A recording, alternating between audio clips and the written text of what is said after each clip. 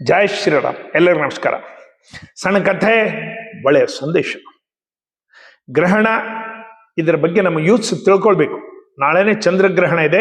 ಗ್ರಹಣ ಅಂದ ತಕ್ಷಣ ಅನೇಕ ವಿಷಯಗಳು ತಲೆಯಲ್ಲಿ ಬರ್ತಾವ. ಏನ್ ಮಾಡಬೇಕು, ತಿಂಗಳಾನುಗಟ್ಲೆ ಮೊದಲಿದ್ದೆ ಅವರು ಕೇಳೋದು ಪ್ರಾರಂಭ ಮಾಡ್ತಾರ. ಗ್ರಹಣದ ಬಗ್ಗೆ ವಿಜ್ಞಾನ ಏನ್ ಹೇಳ್ತದ, ನಮ್ಮ ಸನಾತನ ಧರ್ಮ ಏನ್ ಹೇಳ್ತದ, ವೈಚಾರಿಕವಾಗಿ ವಿಚಾರವಂತರು, ಒಳ್ಳೆ ವಿಚಾರಗಳನ್ನ ಮಾಡ್ತಕ್ಕಂಥವ್ರು, ಸಮಾಜ ಸುಧಾರಕರು ಏನ್ ಹೇಳ್ತಾರ, 2-3 ವಿಷಯಗಳನ್ನ ನಾವೆಲ್ಲರೂ ತಿಳ್ಕೊಬೇಕು. ವಿಜ್ಞಾನದ ಪ್ರಕಾರ ಸೂರ್ಯ ಸ್ಥಿತವಾಗಿದ್ದು ಪೃಥ್ವಿ ತಾನು ತಿರುಗುತ್ತಾ ಸೂರ್ಯನ ಸುತ್ತ ತಿರುಗುತ್ತಾ ಇರ್ತದೆ. ಸೂರ್ಯ ಮತ್ತು ಪೃಥ್ವಿ ಮಧ್ಯದಲ್ಲಿ ಚಂದ್ರ ಬಂದಾಗ, ಚಂದ್ರ ಮತ್ತು ಪೃಥ್ವಿ ಮಧ್ಯದಲ್ಲಿ ಸೂರ್ಯ ಬಂದಾಗ ಸೂರ್ಯಗ್ರಹಣ, ಚಂದ್ರಗ್ರಹಣಗಳು ಸಹಜವಾಗಿ ಆಗ್ತಾ ಇರ್ತಾವ. ಇದು ಬ್ರಹ್ಮಾಂಡದಲ್ಲಿ ನಡೀತಕ್ಕಂಥ ಒಂದು ಸಹಜ ಕ್ರಿಯೆ. ಯಾರು ಇದ್ರ ಬಗ್ಗೆ ಜಾಸ್ತಿ ಭಯ ಬೀಳದ ಅವಶ್ಯಕತೆ ಇಲ್ಲ ಅಂತ ಹೇಳಿ ವಿಜ್ಞಾನ ಹೇಳ್ತದೆ. ಅಲ್ಟ್ರಾ ರೇಡಿಯಸ್ ಕಿರಣಗಳು ಒಮ್ಮೊಮ್ಮೆ ಉತ್ಪನ್ನ ಆಗ್ತಾವ. ಅಂತ ಹೊತ್ನಾಗ ವಿಶೇಷವಾದಂತ ಒಂದು ಕನ್ನಡಿಕೆ ಇಟ್ಕೊಂಡು ನೋಡ್ರಿ, ಇಲ್ಲ ಅಂದ್ರೆ ನಿಮ್ಮ ಕಣ್ಣು ಹಾಳಾಗ್ತಕ್ಕಂಥ ಚಾನ್ಸಸ್ ಇರ್ತದೆ ಅಂತ ಹೇಳಿ ವಿಜ್ಞಾನ ಹೇಳ್ತದೆ. ಆದರೆ ಈ ವಿಜ್ಞಾನ ಹೇಳುವ ಸಹಸ್ರ ವರ್ಷ ಮೊದಲೇ ನಮ್ಮ ಹಿರಿಯರು ಗ್ರಹಗತಿ, ಗ್ರಹಣ ಇವೆಲ್ಲ ಪಂಚಾಂಗದಲ್ಲಿ ಬರೆದು ಹೋಗಿದ್ದಾರೆ. ಗ್ರಹಣ ಯಾವ ಸಮಯದಲ್ಲಿ, ಯಾವ ಹೊತ್ತಿನಲ್ಲಿ, ಎಷ್ಟೊತ್ತಿಗೆ, ಸ್ಪರ್ಶಕಾಲ, ಮೋಕ್ಷಕಾಲ ಇವನ್ನೆಲ್ಲ ಬರೆದು ಹೋಗಿದ್ದಾರೆ. 4000 ವರ್ಷದ ಕೆಳಗೆ ಆರ್ಯಭಟ ಚಂದ್ರ ಮತ್ತು ಪೃಥ್ವಿಯ ದೂರ ಎಷ್ಟದ ಅಂತ ಹೇಳಿ ಹೇಳಿದ್ರು. ಚಂದ್ರ ಮತ್ತು ಪೃಥ್ವಿಯ ದೂರ ಎಷ್ಟು ಕಿಲೋಮೀಟರ್ ಅದ ಅಂತ ಹೇಳಿ ಎಕ್ಸಾಕ್ಟ್ ಹೇಳಿದ್ರು ಆರ್ಯಭಟ. ಇಂತಹ ಒಂದು ಮಹಾನ್ ಸಂಸ್ಕೃತಿ ನಮ್ದು. ನಮ್ಮ ಹಿರಿಯರು ಪಂಚಾಂಗಗಳಲ್ಲಿ ಇದನ್ನೆಲ್ಲ ಬರೆದು ಹೋಗಿದ್ದಾರೆ. ಈ ಟೈಮಿಗೆ, ಈ ಗಳಿಗೆಗೆ, ಈ ಟೈಮಿಗೆ ಇಷ್ಟು ಗ್ರಹಣ ಆಗ್ತದ ಅಂತ ಹೇಳಿ. ನೋಡ್ರಿ, ನಮ್ಮ ಹಿರಿಯರು ಯಾವುದೇ ಇದನ್ನು ಮಾಡಿಲ್ಲ. ಅದೇ ಪ್ರಕಾರ ನಾವು ಗ್ರಹಣದ ಬಗ್ಗೆ ಕೂಡ, ಈ ಸೂರ್ಯ ಚಂದ್ರರ ಬಗ್ಗೆ ಕೂಡ ನಾವು ಸ್ವಲ್ಪ ಆಲೋಚನೆ ಮಾಡಿದಾಗ, ಸೂರ್ಯ ಇಲ್ಲದೆ ನಾವು ಯಾರು ಬದುಕಲಿಕ್ಕೆ ಸಾಧ್ಯ ಇಲ್ಲ.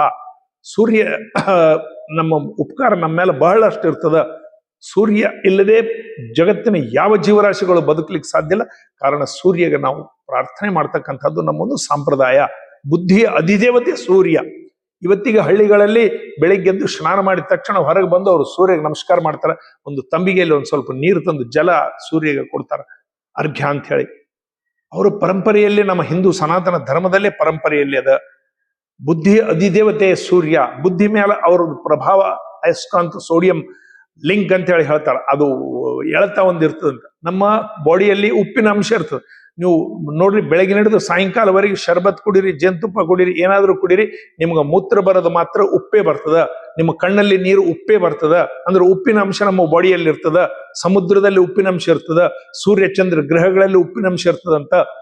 ಇವೆಲ್ಲದರದ್ದು ಅಯಸ್ಕಾಂತದ ಪ್ರಭಾವ ನಮ್ಮ ಶರೀರದ ಮೇಲೆ, ಬುದ್ಧಿಯ ಮೇಲೆ, ಮನಸ್ಸಿನ ಮೇಲೆ ಆಗ್ತಾ ಇರ್ತದ.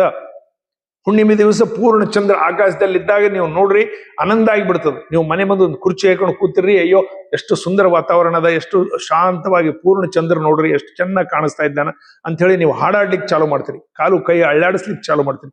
ನಿಮ್ಮ ಮನಸ್ಸಿನಲ್ಲಿ ಸಂಗೀತದ ಭಾವನೆಗಳು ಬಂದು ಬಿಡ್ತಾವ. ಇದು ಭಾವನೆಯ ಆ ಚಂದ್ರಲಿಂತ ನಿಮ್ಮ ಮೇಲೆ ಪ್ರಭಾವ ಆಗಿತ್ತು. ಅಮಾವಾಸ್ಯೆ ಭಯ ಆಗ್ತದೆ. ಅಮಾವಾಸ್ಯೆ ದಿವಸ ಎಲ್ಲಿ ಹೊರಗೆ ಹೋಗೋದಿಲ್ಲ. ಅಮಾವಾಸ್ಯೆ ಜಗಳಗಳಾಗ್ತಾವ. ಅಮಾವಾಸ್ಯೆಗೆ ಈಗ್ಯೂ ಕೆಲವು ಮಂದಿ ಮನೆ ಬಿಟ್ಟು ಹೋಗಿಬಿಡ್ತಾರ. ಯಾರಿಗೂ ಹೇಳಾರ್ದು ಹೋಗ್ಬಿಡ್ತಾರೆ. ಎಲ್ಲಿ ಹೋಗ್ತಾರೋ ಗೊತ್ತಿಲ್ಲ. 8 ದಿವಸ ಮೇಲೆ ಬರ್ತಾರ. ಅವ್ರ ಮನೆಯವ್ರು ಹೇಳ್ತಾರ, ಹೌದ್ರಿ ಅಮಾವಾಸ್ಯೆ ಬಂದ್ರೆ ಎಲ್ಲೋ ಹೋಗ್ಬಿಡ್ತಾನ, ಏನೋ ನಮಗ್ ತಿಳಿಯನೇ ವಲ್ದ ಅಂತ ಹೇಳಿ. ಈಗ್ಯೂ ಅದು ವಿಜ್ಞಾನ ಸಹಿತ ಒಪ್ತದ. ಅದು ಅವನ ಅಮಾವಾಸ್ಯೆ ಬಂತಪ್ಪ ಅಂದ್ರೆ ಅವನ ಬುದ್ಧಿಯ ಮೇಲೆ ಒಂದು ಸೆಳೆತದ ಪ್ರಭಾವ ಆಗ್ತದ. Sodium link. ಅದು ಎಲ್ಲಿಗೋ ಹೋಗ್ಬಿಡ್ತಾನ, ಯಾವಾಗೋ ತಿರುಗಾಡಿ ಬರ್ತಾನ. ಸಮುದ್ರ ಅಮಾವಾಸ್ಯೆ ದಿವಸ ಭಯಂಕರ ಬೋರ್ಗರಿತ ಇರ್ತದ. ಹುಣ್ಣಿಮೆ ಶಾಂತಿ ಇರ್ತದ. ಸಮುದ್ರದಲ್ಲಿ ಬದಲಾವಣೆ, ಮನುಷ್ಯನಲ್ಲಿ ಬದಲಾವಣೆ, ಈ ಸೂರ್ಯ ಚಂದ್ರ ಗ್ರಹಗಳಿಂದ ನಮ್ಮ ಮೇಲೆ ಪ್ರಭಾವ, ಇದೆಲ್ಲ ನಮ್ಮ ಮೇಲೆ ಯಾವಾಗ ಆಗ್ತಾ ಇರ್ತದೆ. ಇನ್ನು ಕಥೆಗಳು ಸದ್ಯ ಬರ್ತಾವ. ಮೋಹಿನಿ ರೂಪದಲ್ಲಿದ್ದ ಅಮೃತ ಹಂಚಲಿಕತ್ತಿದ್ದ ಮಹಾವಿಷ್ಣು ಸ್ವಲ್ಪ ಕೈಯಲ್ಲಿ ಬಿತ್ತು, ಒಂದು ರಾಕ್ಷಸನ ಕೈಯಲ್ಲಿ. ಅವಾಗ ಹಿಂದಲೇ ನೋಡಿ ಸೂರ್ಯ ಮತ್ತು ಚಂದ್ರ ಹೇಳ್ಬಿಟ್ರು, ಇಲ್ಲೆಲ್ಲ ಅವ್ನು ರಾಕ್ಷಸ ಇದ್ದಾನಂತ ಹೇಳಿ ವಿಷ್ಣು ತನ್ನ ಕತ್ತೆಯಿಂದ ಅದನ್ನ ತುಕಡಿ ಮಾಡಿಬಿಟ್ಟ. 2 ಅವನೇ, ಒಂದು ರಾಹು ಆದ, ಒಂದು ಕೇತು ಆದ. ಇವತ್ತಿಗೆ ಸಹಿತ ನಮ್ಮವ್ರಿಗೆ ಬಂದು ಅಮಾವಾಸ್ಯೆ ಇದು ಗ್ರಹಣಗಳಲ್ಲಿ ಅವ್ರಿಗೆ ನುಂಗ್ಲಿಕ್ಕೆ ಪ್ರಯತ್ನ ಮಾಡ್ತಾರ ಅಂತ ಹೇಳಿ ಕಥೆಗಳು ಬರ್ತಾವ. ಇದ್ರ ಹಿಂದೆ ಅನೇಕ ನಮ್ಮ ಹಿರಿಯರಾದಂತಹ ಇದು ಸಂಬಂಧಿರ್ತಕ್ಕಂಥ ಅನೇಕ ಕಥೆಗಳವ, ಅನೇಕ ವೈಜ್ಞಾನಿಕ ವಿಚಾರಗಳವ. ನಮ್ಗೆ ಯಾವುದು ಕೂಡ ಅವೈಜ್ಞಾನಿಕ ಇಲ್ಲ. ಆದ್ರೆ ತಿಳಿಲಾರದೆ ನಾವು ಗಾಬರಿ ಬಿದ್ದು ಬಹಳಷ್ಟು ಮಾಡ್ತಾ ಇರ್ತೀವಿ. ಆ ರೀತಿ ಗಾಬರಿ ಬೀಳದ ಅವಶ್ಯಕತೆ ಇಲ್ಲ. ಈಶ್ವರ್ ಚಂದ್ ವಿದ್ಯಾಸಾಗರ್ ಅಂತಕ್ಕಂಥ ಒಂದು ಮಹಾನ್ ಸುಧಾರಕರು, ಸಮಾಜ ಸುಧಾರಕರು, ಚಿಂತಕರು, ದೊಡ್ಡ ಜ್ಞಾನಿಗಳು, ಇದ್ರ ಬಗ್ಗೆನೇ ಒಂದು ಪುಸ್ತಕ ಬರೆದಿದ್ದಾರೆ.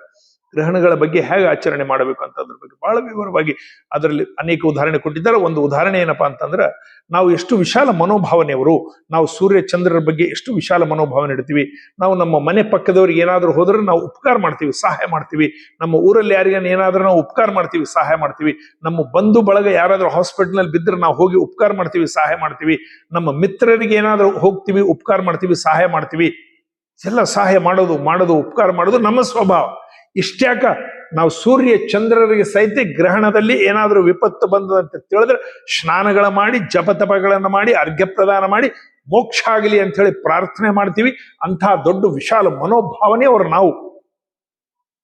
ನೋಡ್ರಿ, ಸೂರ್ಯ ಚಂದ್ರರಿಗೆ ಬಂದ್ರೆ ಸಹಿತ ನಾವು ಮೋಕ್ಷ ಆಗಲಿ ಅಂತ ಪ್ರಾರ್ಥನೆ ಮಾಡ್ತಕ್ಕಂಥ ಸಂಸ್ಕೃತಿ, ವಿಶಾಲ ಮನೋಭಾವನೆ ನಮ್ಮದು.